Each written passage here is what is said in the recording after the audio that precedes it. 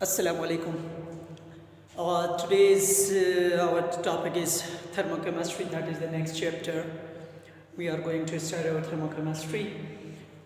Basically, what thermochemistry is, always remember when there is a chemistry,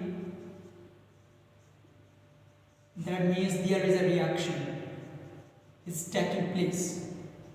And what is a reaction? A reaction is the rearrangement of molecules. कि molecules खुद को rearrange करेंगे. When they rearrange themselves, they forms new compounds. ठीक, arrangement के change होने की वजह से molecule change हो जाता है. तो this chemistry means a reaction, and this thermo means energy. That means it might be a topic that discuss energy in the reactions. It might be a topic that deals with the reaction that deals with the energy involved during a reaction. It deals with the energy that is evolved during a chemical reaction. What the thermochemistry is, it is the branch that deals with the energy evolved or absorbed during a chemical reaction. Okay? On the basis of this energy, we divide these reactions into two categories. One should be exothermic and another should be endothermic. Now, which reactions are endothermic and which reactions are exothermic? Consider the following example. For example, this is a reactant and it undergoes some process and forms product. This reactant has some energy, and this product also will have some amount of energy. क्योंकि कोई भी चीज़ energy के अलावा तो हो ही नहीं सकता. There is a matter, there is energy. जहाँ मैटर होगा वहाँ एनर्जी होगी. ठीक है. तो दिस रिएक्टेंट वो किसी भी फॉर्म में हो सकता है. It might be in solid form, it might be in liquid form, it might be in gaseous state. किसी भी फॉर्म में हो सकता है. Every form of matter has energy. ठीक है. कुछ पॉसिबिलिटीज होती हैं. फर्स्ट पॉसिबिलिटी की मैं बात करता हूं.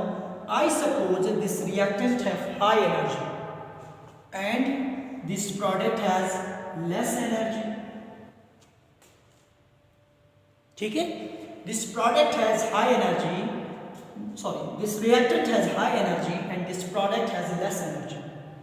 And the other condition should be this has less energy and this has high energy. ठीक है. अच्छा जी, अब हमारे पास ये दो कंडीशन हैं. एक में रिएक्टेंट की एनर्जी बहुत ज़्यादा है, प्रोडक्ट की एनर्जी कम है, और एक ऐसा है जिसमें रिएक्टेंट की एनर्जी कम है, प्रोडक्ट की एनर्जी हाई है. याद रखिए मैंने शुरू में कहा है कि I am talking about exo and endothermic reactions. अब यहाँ पर मैं और आपने ये बताना है which type of reaction should be exothermic and which reaction should be endothermic. For that I am considering this example. ठीक है. I considered I have a reactant which have high energy and a product which has less energy, low energy. ठीक है. What do you think? When a reactant should move from here to there, should it release the energy or it should absorb the energy? Obviously it should release because there is a less energy.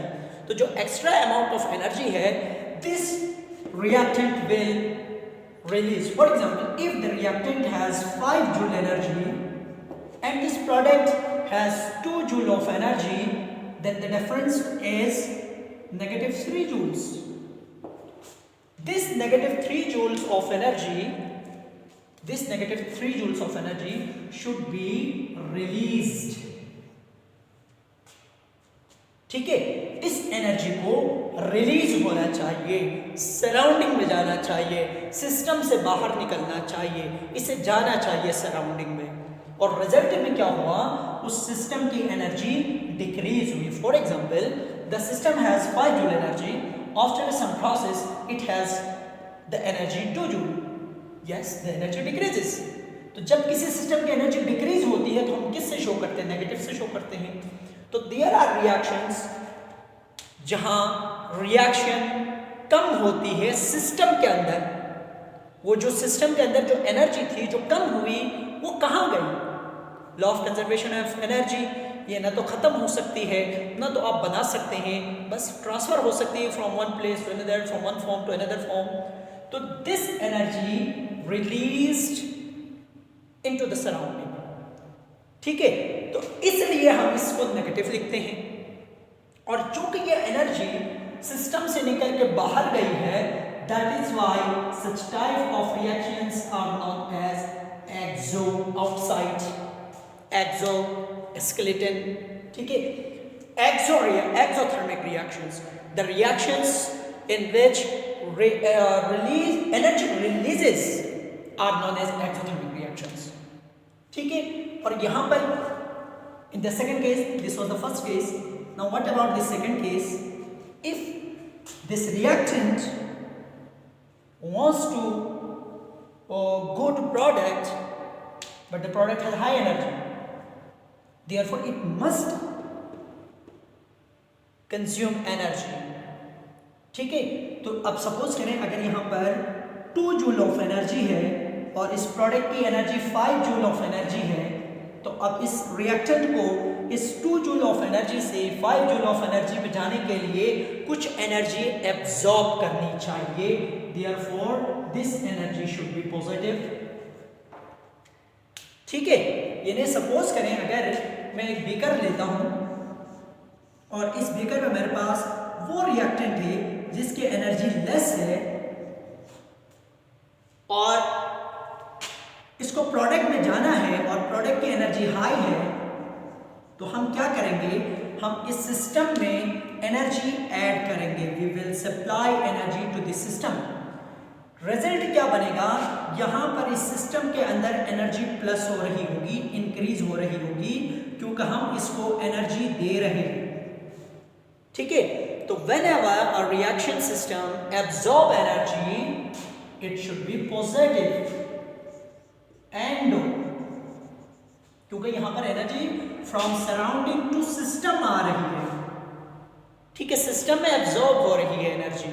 तो such type of reactions are known as endothermic reactions. Always remember, for exothermic reaction we use negative sign that shows the energy of system decreases, that means the extra energy released from system and enters into the surrounding, ठीक है। और in case of endothermic reaction energy enters from surrounding to the system, और result इसका क्या होता है, system की energy increase होती है। जब सिस्टम की एनर्जी इंक्रीज होती है तो that should B positive. Global warming जो हम अभी फील कर रहे हैं वो क्या हो रहा है कि वो वहाँ से एनर्जी हमारे सिस्टम में इंटर हो रही है, इंटर होने की वजह से हमारी इंटरनल एनर्जी क्या हो रही है, इंक्रीज हो रही है, टेम्परेचर बढ़ रहा है, ठीक है। तो दिस इज एंडोथर्मिक रिएक्शन। अच्छा, there are specific reactions which release specific amount of energy, ठीक है। द एनर्जी एब्जॉर्ब्ड और emit depends on the nature of reaction, nature of reactants, ठीक है।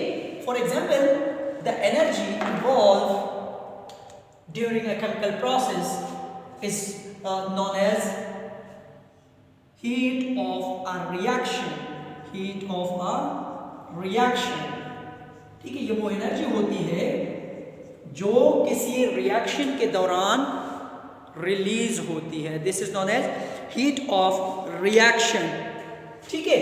अच्छा, अब ये जो हीट ऑफ रिएक्शन है, ये जो हीट ऑफ रिएक्शन है, ये दोबारा से ये डिपेंड करेगी कि रिएक्टेंट की एनर्जी कितनी है, प्रोडक्ट की एनर्जी कितनी है, ठीक है।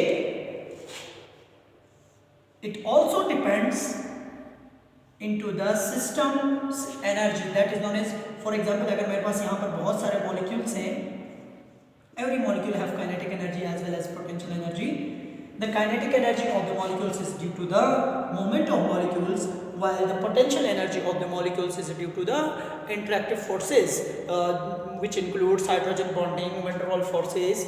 These intermolecular forces are responsible for potential energy of these molecules. ठीक है, अब सपोज करें यहाँ पर इनकी एनर्जी बहुत ज़्यादा है और जो प्रोडक्ट बनेगा उसकी एनर्जी कम है, ठीक है। तो दिस रिएक्शन जब प्रोसीड होगा, when the reaction proceed, it releases energy because this has high energy, this has low energy, ठीक है।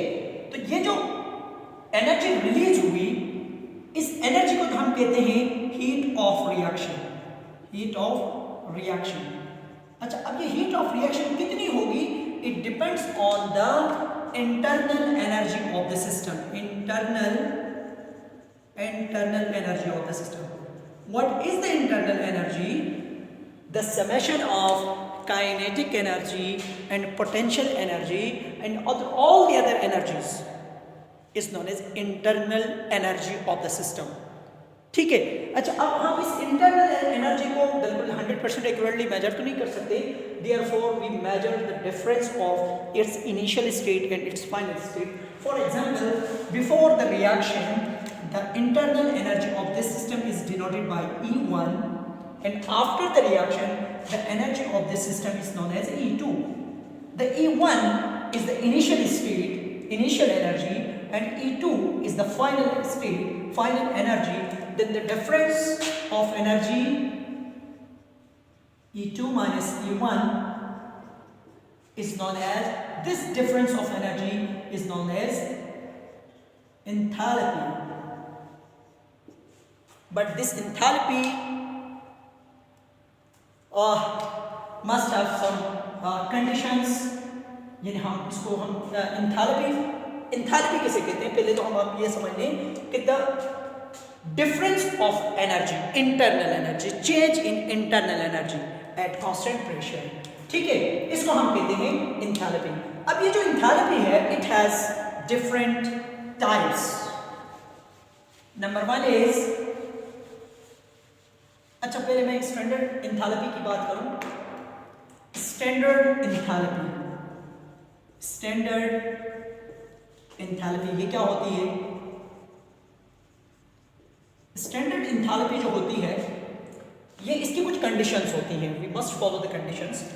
अगर हमारे पास रिएक्टेंट गैसियस स्टेट में है, if the reactants are in gaseous state, then the pressure should be 1 atm, this should be the standard condition, ठीक है। और अगर हमारे पास ये लिक्विड स्टेट में है या सॉल्यूशन की फॉर्म में है हमारे पास जो रिएक्टेंट्स हैं, तो इसकी कंसंट्रेशन 1 मोलर होनी चाहिए और इन सब का टेम्परेचर क्या होना चाहिए? The temperature should be 25 degree centigrade.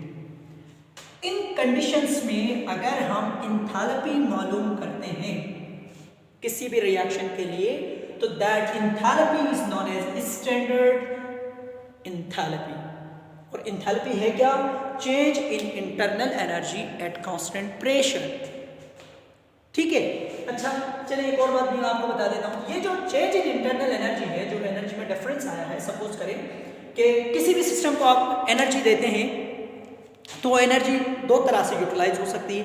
एक तो पूरी इंटरनल एनर्जी चेंज हो सकती है, यानी जो आपने हीट सप्लाई किया है उस सिस्टम को, वो पूरी की पूरी energy change in internal energy में कन्वर्ट हो जाए।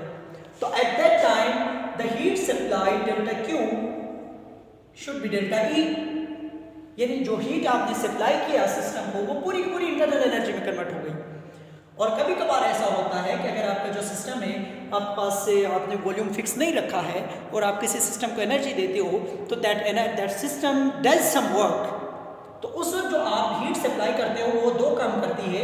एक तो डेल्टा E इंटरनल एनर्जी को चेंज कर देती है, दूसरा सम वर्क वो करती है, ठीक है। तो ये जो एनर्जी का डिफरेंस आ रहा है, इसको अभी हम पीछे प्रूव भी करेंगे कि ये डेल्टा Q डेल्टा H के कैसे बराबर होता है। इसको हम मैथमेटिकली यूँ भी डिफाइन कर सकते हैं कि summation of work done by a system and the total internal energy is known as enthalpy. ठीक है, this is the change in enthalpy. अच्छा जी, तो अब हम बात कर रहे थे स्टैंडर्ड एंथैल्पीज की, और स्टैंडर्ड एंथैल्पी में आप लोगों ने देखा कि स्टैंडर्ड एंथैल्पी जो है उसकी कुछ कंडीशंस हैं कि टेम्परेचर 25 डिग्री सेंटीग्रेड होना चाहिए और प्रेशर 1 atm होना चाहिए in sense of gaseous state, and solution in solution gas the concentration should be 1 molar. ठीक है, तो ये तो हुई एक बात आपकी स्टैंडर्ड एंथैल्पी की। ठीक है, this has different types. The type number 1 is standard enthalpy of formation. Standard enthalpy of formation. अच्छा, ये सारी आप याद रखेंगे, ये सब जानना बहुत ज़रूरी है, क्योंकि आगे बोन हैबर साइकिल हम पढ़ेंगे, वहाँ पे ये सारी चीज़ें इस्तेमाल होती है। For example, reactant A reacts B and forms A B. ठीक है, तो स्टैंडर्ड एंथैल्पी ऑफ फॉर्मेशन। अच्छा, अब जब मैं लफ्ज़ स्टैंडर्ड कहता हूँ तो कंडीशंस आपके दिमाग में होनी चाहिए। अगर मेरे ये रिएक्टेंट्स गैसियस स्टेट में है तो प्रेशर शुड बी 1 atm, अगर ये लिक्विड स्टेट में है तो कंसंट्रेशन शुड बी 1 मोलर। ठीक है, वो सारी कंडीशंस अप्लाई होंगी और 1 मोल प्रोडक्ट बनेगा। ठीक है, तो जब 1 मोल प्रोडक्ट बन रहा होता है उस दौरान जो energy delta E, it might be positive, it might be negative. ये पॉजिटिव भी हो सकती है, ये नेगेटिव भी हो सकती है। उस दौरान जो एनर्जी चेंज आएगा, that energy change is known as standard enthalpy of formation। जब 1 mole of product form हो रहा होगा, that reaction, that energy is known as standard enthalpy of formation। अच्छा, second one है standard enthalpy of combustion। अब combustion reaction तो आपको पता है क्या होता है कि हाइड्रोकार्बन्स जो हैं, हाइड्रोकार्बन्स एक्सेस ऑक्सीजन के साथ रिएक्ट करते हैं and form CO2 plus H2 with lots of energy delta E, बहुत सारे ये रिलीज करते हैं। These are exothermic reactions. ठीक है, तो फॉर एग्जांपल अगर मैं मीथेन की बात करता हूँ, when methane reacts with oxygen it form CO2 plus H2O। Equation balance करें आराम से सुकून से घर में बैठ के। ठीक है, तो स्टैंडर्ड एंथैल्पी ऑफ कंबशन उस वक्त कहते हैं जब 1 mole of methane excess oxygen के साथ रिएक्ट करे और कुछ एनर्जी रिलीज करे, that should be negative always. ठीक है, तो जब भी कंबशन रिएक्शन हो रहा हो तो 1 मोल ऑफ हाइड्रोकार्बन जब बर्न होता है in excess of oxygen, this energy is known as standard enthalpy of combustion. Now the third one is standard enthalpy of atomization। Atomization, what is atomization? Formation of atoms। और atom हम कहाँ से बनाएंगे? या तो किसी एलिमेंट से बना रहे होंगे या किसी मॉलिक्यूल से बना रहे होंगे। फॉर एग्जाम्पल H2, जब इसमें से मैंने H बनाना हो, इस दौरान एनर्जी दोबारा से पॉजिटिव भी हो सकती है, ये एनर्जी नेगेटिव भी हो सकती है डिपेंडिंग ऑन।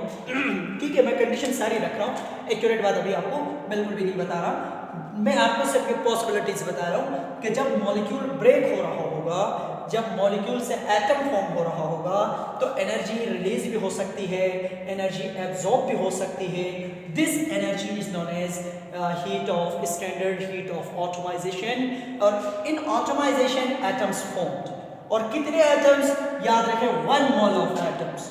ठीक है, तो in case of this hydrogen यहाँ पर कितने एटम्स बन रहे होंगे? 2 एटम्स बन रहे होंगे and some amount of energy will release और एब्जॉर्ब। तो स्टैंडर्ड एंथैल्पी ऑफ ऑटोमाइजेशन क्या होगी? ये जो इसकी डेल्टा ई होगी उसको हम नंबर ऑफ मोल्स, जो जितने एटम्स बने हैं उससे हम डिवाइड कर रहे होंगे, जो भी आंसर आएगा that is the standard heat of automisation. ठीक है, अगर जैसे यहाँ पर 4 मोल बन रहे हो तो हम यहाँ 4 से डिवाइड करेंगे। If 5 moles are form we will divide with 5, if 6 mole divide are form then we will divide with 6. ठीक है, तो standard enthalpy of atomisation means the formation of 1 mole of atom and the energy released or absorbed is known as standard enthalpy of atomization. ठीक है, and the second is now the third, fourth, whatsoever you can call standard heat of neutralization. ये भी आपके पास एक बहुत अच्छा practical भी है. standard enthalpy of neutralization. अब ये तो बात आप सब लोगों को बखूबी पता है कि what we chemists mean by neutralization. Neutralization is the reaction in which acid reacts with base and forms salt and water. अब जो प्रोडक्ट बनता है उसमें न तो एसिड की प्रॉपर्टीज होती हैं न तो बेस की प्रॉपर्टीज होती हैं, वो मुकम्मल तौर पर ख़त्म हो चुका होता है. और अगर ये मुकम्मल तौर पर उनकी प्रॉपर्टीज ना ख़त्म हो तो हम उसको एक मुकम्मल जो अच्छी जो न्यूट्रलाइजेशन है वो नहीं मानते. ठीक है, बहुत सारे हैं ऐसे रिएक्शंस जहाँ पर एसिड बेस रिएक्ट करते हैं और solution behaves like acidic and solution behaves like base, तो वहाँ पर वो न्यूट्रलाइजेशन बहुत अच्छे से नहीं होती है. ठीक है, तो जब भी एसिड बेस रिएक्ट करे और सॉल्ट और वाटर बने और मुकम्मल तौर पर कंप्लीटली न्यूट्रलाइजेशन हो वहाँ पे, तो such type of reactions are called neutralization reactions and the energy involved or absorbed during this process is known as standard heat of neutralization. ठीक है, for example, when 1 mole of sodium hydroxide reacts with 1 mole of HCl, it forms NaCl or H2O. ठीक है, now the energy released or absorbed is known as standard heat of neutralization.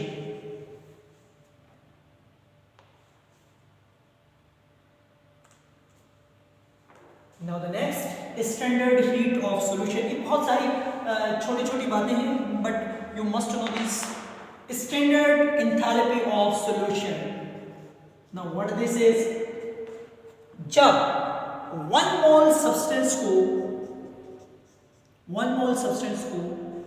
Liquid में dissolve किया जाए और ये 1 mole substance वहां dissolve हो जाए, ये भी एक एनर्जी चेंजिंग प्रोसेस है. ठीक है, तो इस दौरान जो एनर्जी होगी that is known as, it might be positive, it might be negative. ये जो एनर्जी है स्टैंडर्ड हीट ऑफ सॉल्यूशन कहलाती है. ठीक है, तो ये इंथैल्पीज आपने देखा, इंथैल्पीज मुख्तलिफ तरीके से हो सकती है. अच्छा, हम मुख्तलिफ तरीक़ों से कैलकुलेट कर सकते हैं standard enthalpy of solution, neutralization, atomization और एक्साइटेशन, बहुत सारे प्रोसेस है. ठीक है,